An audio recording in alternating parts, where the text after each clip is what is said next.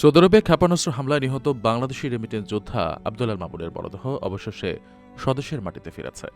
সোমবার সকালে সৌদি আরবেন এয়ারলাইন্সের একটি ফ্লাইটে তার নিথর দেহ হজরত শাহজালাল আন্তর্জাতিক বিমানবন্দরে এসে পৌঁছায়। প্রিয়জনের ফেরার অপেক্ষায় থাকা স্বজনদের আহাজারিতে এ সময় বিমানবন্দরের পরিবেশ ভারী হয়ে ওঠে।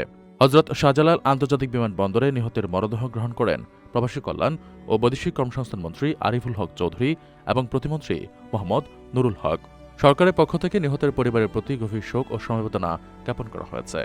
প্রবাসী এই কর্মীর মৃত্যুতে পরিবারটি আজ দিশেহারা। নিহত আবদুল্লাহ আল মামুন ময়মনসিংহের গফুরগাঁও উপজেলার রসুলপুর গ্রামের শহীদ সওদাগরের সন্তান। ৩ ভাই ও ৩ বোনের সংসারে তিনি ছিলেন দ্বিতীয়। পরিবারের সচ্ছলতা ফেরাতে সুদূর প্রবাসে পাড়ি জমিয়েছিলেন মামুন, কিন্তু ভাগ্যের নির্মম পরিহাসে প্রাণহীন দেহে তাকে ফিরতে হল প্রিয় আঙিনায়।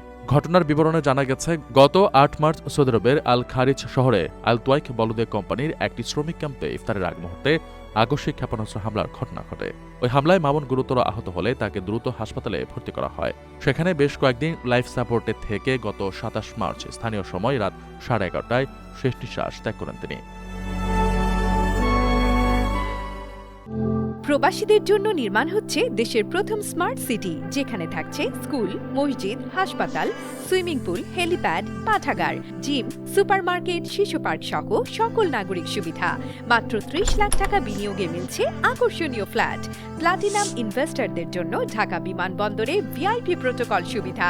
বিস্তারিত জানতে যোগাযোগ করুন স্ক্রিনে দেয়া হোয়াটসঅ্যাপ অথবা ইমো নাম্বারে।